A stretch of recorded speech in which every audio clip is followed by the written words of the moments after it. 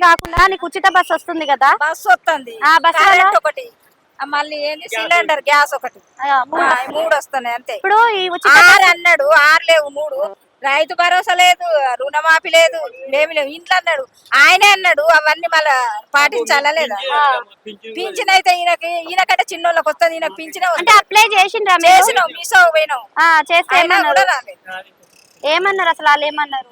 ఏమో మీ ఊర్లో ఉన్న వాళ్ళే సర్పంచ్ ఉప సర్పంచ్ వాళ్ళే ఏం చెప్తారో మరి మేమేం చేయాలని వాళ్ళు అంటారు. నువ్వు పెట్టద్దు, ఎందుకు రాదు, నీకు రావాలి అని అంటారు.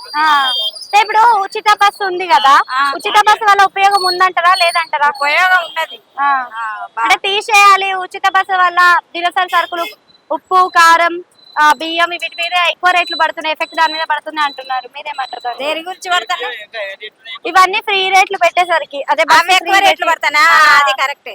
తీసేస్తే మంచిగా ఉంటుందా, ఉంచితే మంచిగా ఉంటుందా? బస్సు తీసేయాలి. తీసేయాలా, ఉంచొద్దంటారా?